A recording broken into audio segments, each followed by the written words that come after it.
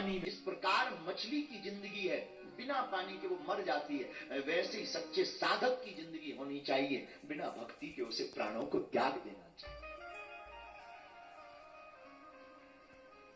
व्यर्थ है जीवन, ऐसा मान लेना चाहिए।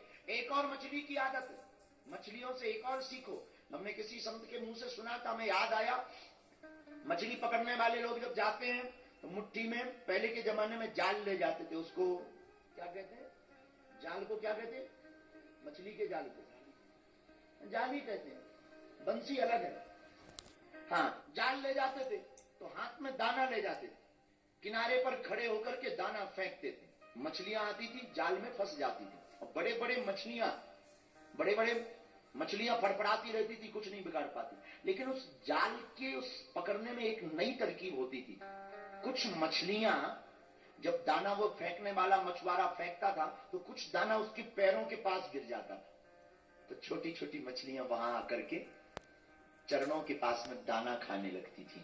जो चरणों के पास आ जाती थी वो जाल से बच जाती थी, और जो दूर जाकर के दाना खाती थी वो जाल में फंस जाती थी। सिद्धांत है कि अगर आप चरण के पास रहोगे तो आप बच जाओगे, और अगर आप दूर रहोगे सदगुरु से, भगवान से, तो आप भी माया जाल में फंस जाओगे।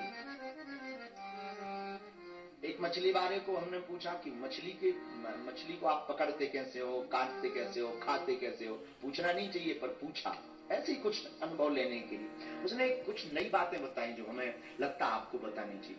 हमने पूछा कि मछली को तुम मारते कैसे? उसने कहा मछली को मारने की जरूरत नहीं, उसे तो पानी से अलग करो, मर जाती। फिर बोले हम बनाते हैं उसको, फिर खाते हैं। फिर उसने एक बड़ी बात बताई, बोले मछली को खाने के बाद प्यास बहुत लगती है। हमने कहा मतलब? बोले पानी बहुत पीना पड़ता है। उसने ऐसा हमको कहा। तब हमको एक बात याद आई कि प्रेम कितना प्रगाढ़ है मछली का। पानी से निकलते ही मर गई, मरने के बाद भी उसने पानी को नहीं छोड़ा। कितना प्रगाढ़ प्रेम, मरने के बाद भी उसने पानी को नहीं छोड़ा। मेरे सदगुरु, मेरी प्रिय आत्माओं, हमको भी इतना ही प्रेम अपने प्रभु से करना चाहिए। जीते जी तो डूबे रहना चाहिए। तुम उसमें विलय हो जाओगे, तुम उसमें डूब जाओगे। तो जैसे मछली धारा के विपरीत बह लेती है, जैसे मछली धारा के विपरीत तेज गति से दौड़ लेती है, तुम भी अगर उस प्रभु में विलय हो जाओगे, तुम भी विपरीत दौड़ पाओगे।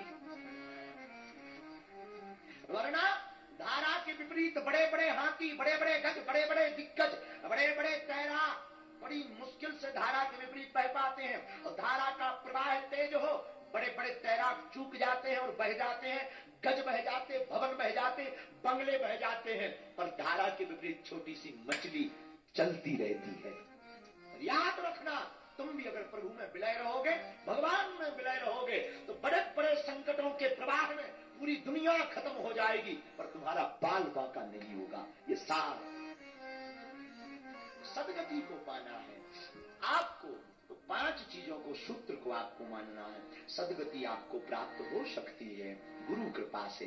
ट्रेन वाली चर्चा हम आपको कहें, पूज्य श्री गिरीश बिहारी दास जी महाराज, क्या कहें, बाबा कहते हैं एक आदमी ट्रेन पे गया, बहुत सामान लिए था, अमीर आदमी था, टिकट नहीं थी, पूरी रास्ते भर हैरान रहा। सामान बहुत था, अमीर था, पर टिकट नहीं थी, तो पूरे रास्ते भर हैरान रहा। एक और आदमी ट्रेन में चढ़ा, फटीचर था, पर टिकट थी, आराम से सोया। एक आदमी बहुत अमीर था, सामान बहुत था, टिकट नहीं थी, पूरी रास्ते हैरान रहा। एक सीट दे दो ना साहब। अरे रुक जाओ, एक तरफ खड़े हो, अभी हमें चेक कर लेंगे, बाद में आते हैं। सब जगह चेक किया, तब बोला कहीं टिकट नहीं है, फाइन लगेगा, और 1200 रुपया दो तो तुम डब्बे में रह सकते हो, वरना जनरल में जाओ। क्योंकि टिकट नहीं, तो पूरी रात बेचारा खड़ा रहा। अमीर था, सामान बहुत। एक गरीब था, फटीचर, जेब में कुछ नहीं, आंख में कुछ नहीं, टिकट थे, आराम से सो रहा था, कोई टेंशन नहीं। टीटी ने आकर भाई साहब टिकट है, ये ले। यही दुनिया में अगर तुम्हारे पास बहुत संपत्ति है, बहुत नाम है, पर गुरु कृपा की टिकट नहीं है, तो तुम परेशान रहोगे। और तुम्हारी जेब में फूटी कौड़ी भी ना हो, पर गुरु कृपा की टिकट है, तो तुम संसार में मौज के साथ सोओगे।